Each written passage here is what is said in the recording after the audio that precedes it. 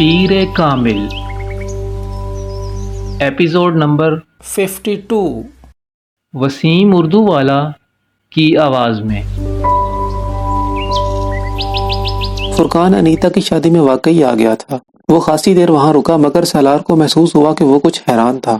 تمہاری فیملی تو خاصی مغرب زدہ ہے۔ سالار کو ایک دم اس کی الجھن اور حیرانی کی وجہ سمجھ میں آ گئی۔ میرا خیال تھا کہ تمہاری فیملی کچھ کنزرویٹو سی ہوگی کیونکہ تم نے بتایا تھا کہ تم حافظ قرآن ہو، اور تمہارا لائف سٹائل مجھے کچھ سادہ سا لگا، مگر یہاں آ کر مجھے حیرانی ہوئی۔ تم اور تمہاری فیملی میں بہت فرق ہے۔ I think you are the odd one out. وہ اپنے آخری جملے پر خود ہی مسکرا دیا۔ وہ دونوں اب فرقان کی گاڑی کے قریب پہنچ چکے تھے۔ میں نے صرف 2 سال پہلے قرآن پاک حفظ کیا اور 2-3 سال سے ہی میں آڈ ون آؤٹ ہوا ہوں۔ پہلے میں اپنی فیملی سے بھی زیادہ مغرب زدہ تھا، اس نے فرقان کو بتایا۔ 2 سال پہلے قرآن پاک حفظ کیا؟ امریکہ میں اپنی اسٹڈیز کے دوران؟ مجھے یقین نہیں آ رہا۔ فرقان نے بے یقینی سے سر ہلایا۔ کتنے عرصے میں کیا؟ تقریباً 8 ماہ میں۔ فرقان کچھ دیر تک کچھ نہیں کہہ سکا۔ وہ صرف اس کا چہرہ دیکھتا رہا، پھر اس نے ایک گہرا سانس لے کر ستائشی نظروں سے اسے دیکھا۔ تم پر اللہ کا کوئی خاص ہی کرم ہے، ورنہ جو کچھ تم مجھے بتا رہے ہو یہ آسان کام نہیں ہے۔ میں فلائٹ میں بھی تمہارے کارناموں سے کافی متاثر ہوا تھا، کیونکہ جس عمر میں یونیسکو میں جس سیٹ پر تم کام کر رہے ہو ہر کوئی نہیں کر سکتا۔ اس نے ایک بار پھر بڑی گرم جوشی کے ساتھ سالار سے ہاتھ ملایا۔ چند لمحوں کے لیے سالار کے چہرے کا رنگ تبدیل ہوا۔ اللہ کا خاص کرم، اگر میں اسے یہ بتا دوں کہ میں ساری زندگی کیا کرتا رہا ہوں تو یہ… سالار نے اسے ہاتھ ملاتے ہوئے سوچا۔ تم پرسوں کسی اسکول کی بات کر رہے تھے؟ سالار نے دانستہ طور پر موضوع بدلا۔ تم اسلام آباد میں نہیں رہتے؟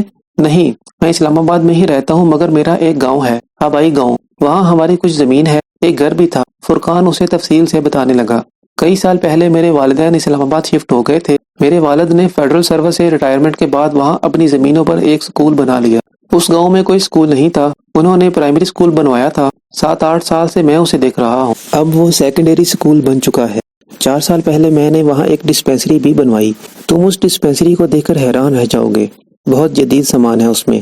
میرے ایک دوست نے ایک ایمبولینس بھی گفٹ کی ہے، اور اب صرف میرے گاؤں کے ہی نہیں بلکہ ارد گرد کے بہت سارے گاؤں کے لوگ بھی اسکول اور ڈسپینسری سے فائدہ اٹھا رہے ہیں۔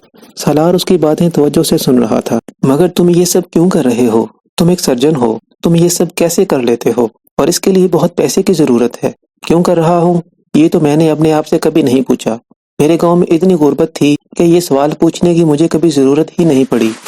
ہم لوگ بچپن میں کبھی کبھار اپنے گاؤں جایا کرتے تھے، یہ ہمارے لیے تفریح تھی۔ ہماری حویلی کے علاوہ گاؤں کا کوئی مکان پکا نہیں تھا، اور سڑک کا تو سوال ہی پیدا نہیں ہوتا۔ ہم سب کو یوں لگتا تھا جیسے ہم جنگل میں آ گئے ہیں۔ اب اگر ہم جانور ہوتے تو ہمیں کوئی فرق نہیں پڑتا۔ شہر کی طرح ہم جنگل میں دندناتے پھرتے، یہی سوچ کر کہ ہم سب سے محروم ہیں اور کوئی بھی ہمارے جیسا نہیں۔ نہ کوئی ہماری طرح رہتا ہے، نہ ہمارے جیسا کھاتا ہے، نہ ہمارے جیسا پہنتا ہے۔ مگر انسان ہو کر یہ برداشت کرنا مشکل ہو جاتا ہے کہ ہمارے ارد گرد کے انسان جانوروں جیسی زندگی گزارنے پر مجبور ہیں۔ ہو سکتا ہے کچھ انسانوں کو اس سے خوشی محسوس ہوتی ہو کہ انہیں ہر نعمت میسر ہے اور باقی سب ترس رہے ہیں، مگر ہمارا شمار ایسے لوگوں میں نہیں ہوتا تھا۔ اب سوال یہ پیدا ہوتا تھا کہ کیا کیا جائے۔ میرے پاس کوئی جادو کی چھڑی تو تھی نہیں کہ میں اسے ہلاتا اور سب کچھ بدل دیتا، نہ ہی بے شمار وسائل۔ تمہیں میں نے بتایا ہے نا کہ میرے والد سول سرونٹ تھے، ایماندار قسم کے سول سرونٹ۔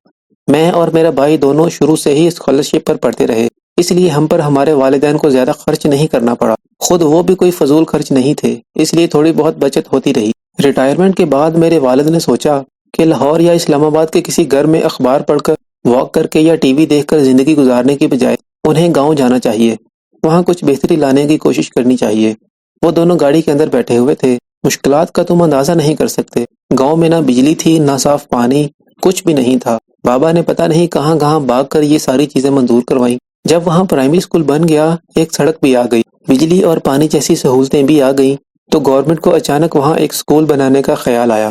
میرے والدین کی خواہش تھی کہ گورنمنٹ ان کے اسکول کو اپنی زیر نگرانی لے لے، اس میں اپنے ٹیچرز بھجوائے اور کچھ عرصے کے بعد اس اسکول کو اپ گریڈ کر دے۔ مگر محکمہ تعلیم کے ساتھ چند رابطوں میں ہی بابا کو اندازہ ہو گیا تھا کہ ایسا ہونے کی صورت میں ان کی ساری محنت پر پانی پھر جائے گا۔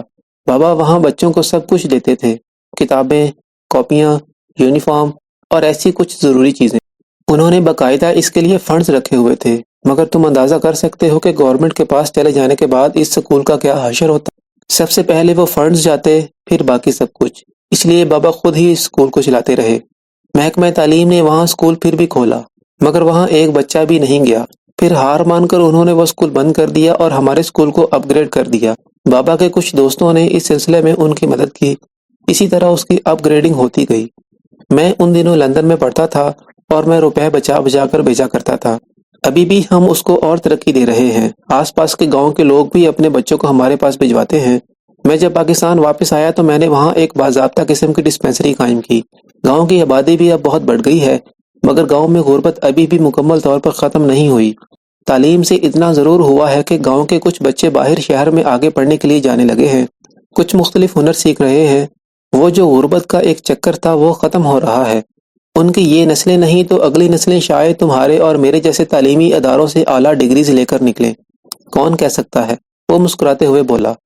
میں ہر ماہ ایک ویکنڈ پر گاؤں جاتا ہوں۔ وہاں 2 کمپاؤنڈرز ہیں مگر کوئی ڈاکٹر نہیں ہے۔ ایک ویکنڈ پر میں وہاں جاتا ہوں، باقی 3 ویکنڈز پر بھی ہم کسی نہ کسی کو وہاں بھجوا دیتے ہیں۔ پھر میں وہاں ہر 3 ماہ بعد ایک میڈیکل کیمپ لگواتا ہوں۔ اور اس سب کے لیے روپیہ کہاں سے آتا ہے؟ شروع میں تو یہ بابا کا روپیہ تھا۔ انہی کی زمین پر اسکول بنا، ان کی گریجوٹی سے اس کی تعمیر ہوئی۔ میری امی نے بھی اپنے پاس موجود رقم سے ان کی مدد کی۔ پھر بابا کے کچھ دوست بھی مالی امداد کرنے لگے۔ اس کے بعد میں اور مہران بھی اس میں شامل ہو گئے، پھر میرے کچھ دوست بھی۔ میں اپنی انکم کا ایک خاص حصہ ہر ماہ گاؤں بھجوا دیتا ہوں۔ اس سے ڈسپینسری بڑے آرام سے چلتی رہتی ہے۔ جو ڈاکٹرز وہاں مہینے کے 3 ویکنڈز پر جاتے ہیں وہ کچھ چارج نہیں کرتے، ان کے لیے یہ سوشل ورک ہے۔ میڈیکل کیمپس بھی اسی طرح کے لگ جاتے ہیں، اور اسکول کے پاس اب اتنے فکسڈ ڈپازٹس جمع ہو چکے ہیں کہ ان سے آنے والی رقم ٹیچرز کی تنخواہ اور دوسرے اخراجات کے لیے کافی ہوتی ہے۔ ہم چند سالوں میں وہاں ٹیکنیکل ایجوکیشن کے لیے بھی کچھ کام کرنا چاہتے ہیں۔ تم کب جا رہے ہو وہاں؟ میں تو صبح نکل رہا ہوں، اگر میں تمہارے ساتھ جانا چاہوں؟ سالار نے کہا۔ موسٹ ویلکم، مگر کل تو ولیمہ ہوگا، تم یہاں مصروف ہوگے۔ فرقان نے اسے یاد دلایا۔ ولیمہ تو رات کو ہے، سارا دن تو میں فارغ ہی ہوں گا، کیا رات تک پہنچنا مشکل ہوگا؟ نہیں، بالکل بھی نہیں، تم بہت آسانی سے پہنچ سکتے ہو۔ صرف صبح کچھ جلدی نکلنا پڑے گا اگر تم واقعی وہاں چند گھنٹے گزارنا چاہتے ہو، ورنہ پھر تم واپس آ کر خاصے تھک جاؤ گے۔ فرقان نے اس سے کہا۔ میں نہیں تھکوں گا، میں یونیسیف کی ٹیمز کے ساتھ کیسے کیسے علاقوں میں سفر کرتا رہا ہوں، تمہیں اس کا اندازہ نہیں ہو سکتا۔ میں فجر کے بعد تیار رہوں گا، تم مجھے وقت بتا دو۔ 5:30۔ اوکے، تم گھر سے نکلتے ہوئے مجھے ایک بار موبائل پر کال کر لینا اور 2-3 بار ہارن دینا، یہاں آ کر میں نکل آؤں گا، اس نے فرقان سے کہا اور پھر خدا حافظ کہتا ہوا اندر مڑ گیا۔ اگلی صبح فرقان ٹھیک 5:30 بجے اس کے گیٹ پر ہارن دے رہا تھا اور سالار پہلے ہی ہارن پر باہر تھا۔ تم واپس پاکستان کیوں آ گئے؟ تم انگلینڈ میں بہت آگے جا سکتے تھے۔ گاڑی شہر سے باہر والی سڑک پر بھاگ رہی تھی۔ انہیں سفر کرتے آدھا گھنٹہ ہو گیا تھا جب سالار نے اچانک اس سے پوچھا۔ انگلینڈ کو میری ضرورت نہیں تھی، پاکستان کو تھی، اس لیے میں پاکستان آ گیا، فرقان نے بڑے نارمل انداز میں کہا۔ وہاں ایک ڈاکٹر فرقان کے نہ ہونے سے کوئی فرق نہیں پڑتا، یہاں ایک ڈاکٹر فرقان کے نہ ہونے سے بہت فرق پڑ جاتا۔ یہاں میری خدمات کی ضرورت ہے، اس نے آخری جملے پر زور دیتے ہوئے کہا۔ مگر وہاں اتنے سالوں میں تم بہت آگے جا سکتے تھے، پھر پروفیشنلی بھی تم بہت کچھ سیکھتے، فائنینشلی بھی تم اس پروجیکٹ کے لیے زیادہ روپیہ حاصل کر سکتے تھے جو تم نے شروع کیا ہوا ہے۔ آفٹر آل پاکستان میں تم اتنے کامیاب نہیں ہو سکتے، سالار نے کہا۔ اگر کامیابی سے تمہاری مراد پاؤنڈز کی تعداد اور سہولتوں سے ہے تو ہاں، دونوں جگہوں کا کوئی مقابلہ نہیں ہے، لیکن اگر تمہارا اشارہ علاج کی طرف ہے تو میں یہاں زیادہ لوگوں کو زندگی بانٹ رہا ہوں۔ جو اطمینان ڈاکٹر اپنے صحت یاب ہونے والے مریض کو دیکھ کر حاصل کرتا ہے، تم اس کا اندازہ نہیں کر سکتے۔ انگلینڈ آنکولوجسٹ سے بھرا ہوا ہے، پاکستان میں ان کی تعداد انگلیوں پر گنی جا سکتی ہے۔ میں وہاں رہ کر پیسوں کا ڈھیر بھی یہاں بھجواتا رہتا تو کوئی فرق نہ پڑتا۔ جہاں ایک فرد کی کمی ہوتی ہے وہاں اس فرد سے ہی وہ کمی پوری ہوتی ہے، روپیہ یا دوسری کوئی چیز اس کی جگہ نہیں لے سکتا۔ میں بہت کانے ہوں سالار، میری پوری فیملی بہت کانے ہے۔ اگر میں نے کوئی چیز سیکھی ہے تو وہ سب سے پہلے میرے اپنے لوگوں کے کام آنی چاہیے۔ میں اپنے لوگوں کو مرتا چھوڑ کر دوسرے لوگوں کی زندگی نہیں بچا سکتا۔ پاکستان میں کچھ بھی صحیح نہیں ہے، سب کچھ خراب ہے، کچھ بھی ٹھیک نہیں۔ سہولتوں سے خالی ہاسپٹلز اور حد سے زیادہ برا اور کرپٹ ہیلتھ سسٹم۔ جس برائی اور خامی کا سوچو وہ یہاں ہے، مگر میں اس جگہ کو نہیں چھوڑ سکتا۔ اگر میرے ہاتھ میں شفا ہے تو پھر سب سے پہلے یہ شفا میرے اپنے لوگوں کے حصے میں آنی چاہیے۔ سالار بہت دیر تک کچھ نہیں بول سکا۔ گاڑی میں یکدم خاموشی چھا گئی تھی۔ تم نے مجھ سے تو یہ سوال پوچھ لیا کہ میں پاکستان کیوں آ گیا، کیا اب میں تم سے یہ سوال پوچھوں کہ تم پاکستان کیوں نہیں آ جاتے؟ فرقان نے کچھ دیر کی خاموشی کے بعد مسکراتے ہوئے کہا، میں یہاں نہیں رہ سکتا۔ سالار نے بے اختیار کہا، تم پیسوں اور سہولتوں کی وجہ سے یہ کہہ رہے ہو؟ نہیں، پیسہ یا سہولتیں میرا مسئلہ نہیں، نہ اب نہ ہی پہلے کبھی۔ تم میرا فیملی بیک گراؤنڈ جان چکے ہو۔ پھر کچھ بھی نہیں، بس میں یہاں نہیں آ سکتا، اس نے قطعی لہجے میں کہا۔ یہاں تمہاری ضرورت ہے۔ کس کو؟ اس ملک کو؟ سالار بے اختیار مسکرایا۔ میں تمہاری طرح کی حب الوطنی نہیں رکھتا، میرے بغیر بھی سب کچھ ٹھیک ہے یہاں۔